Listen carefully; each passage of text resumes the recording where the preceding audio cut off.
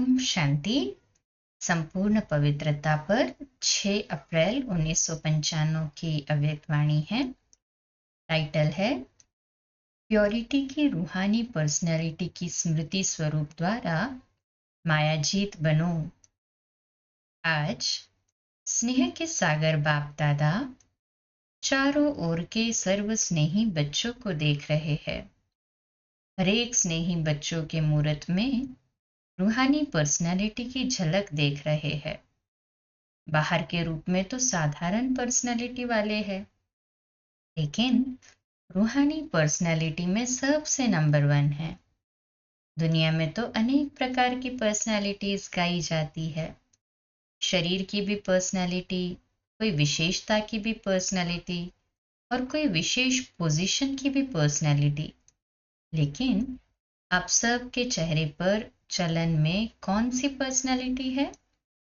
Purity की personality. Purity ही personality है। जितना जितना जो प्योर है उतनी उनकी पर्सनैलिटी न सिर्फ दिखाई देती है लेकिन अनुभव होती है। सभी अपने रूहानी पर्सनैलिटी को अनुभव करते हो। आप जैसी पर्सनैलिटी सतयुग से अब तक कोई की है? सारे कल्प में चक्कर लगाओ तो आप जैसी पर्सनैलिटी है? नहीं है ना? आपको अपने रूहानी पर्सनैलिटी का नशा है। अनादि काल में तो परमधाम में भी आप विशेष आत्माओं की पर्सनैलिटी सबसे ऊंची है।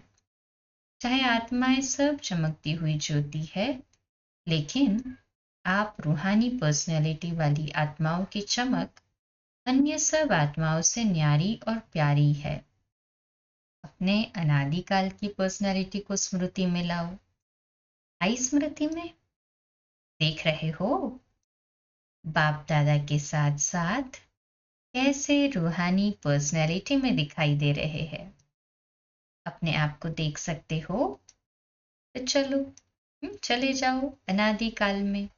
अनादि काल अर्थात आत्मिक काल। कितने टाइम में जा सकते हो? जाने में कितना टाइम लगेगा? सेकंड से कम में ना, कि 1 दिन 1 घंटा चाहिए।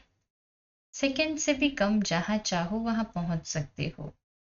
तो अनादि काल की अपनी पर्सनैलिटी देख ली, भी अनादि काल से आदि काल में आ जाओ।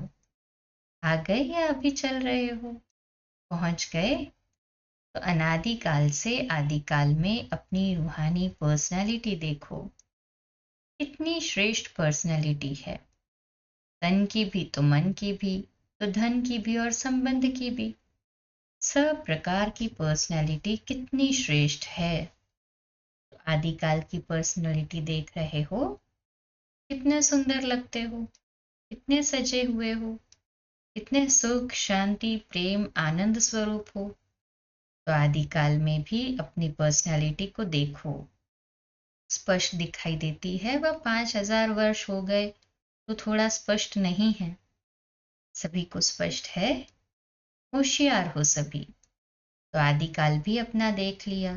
अभी आओ मध्यकाल में। तो मध्यकाल में भी आपको पर्सनैलिटी क्या रही? हाँ, मध्यकाल में भी आपकी पर्सनैलिटी क्या रही?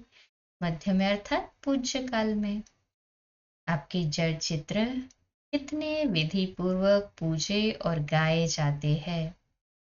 चाहे कितनी भी धर्मात्मा महात्मा नेताएं पर्सनैलिटी वाले गाए जाते हैं, लेकिन आपके जड़ चित्रों की पर्सनैलिटी के आगे उनकी पर्सनैलिटी कुछ भी नहीं है।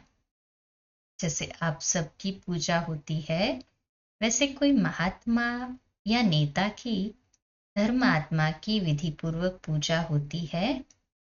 कभी देखी है? आपके जड़ चित्रों जैसे श्रृंगार किसका होता है? तो मध्यकाल में भी आप आत्माओं के प्योरिटी की पर्सनैलिटी की विशेषता कितनी श्रेष्ठ है। अपना चित्र देखा? आपकी पूजा होती है कि नहीं? सिर्फ बड़े बड़ों की होती है, हमारी नहीं। तो नहीं है ना? बाबा पूछते हैं, क्या डबल विदेशियों की पूजा होती है? देखा है? उसमें आपका चित्र है। सुना है तो कहते हो कि हाँ होंगे। स्मृति में है मध्यकाल, अर्थात कि हमारा पूजन का काल, हमारे जड़ चित्रों की जिसमें पूजा की गई। अच्छा, इसी को कल कंटिन्यू करते हैं। ओम शांति।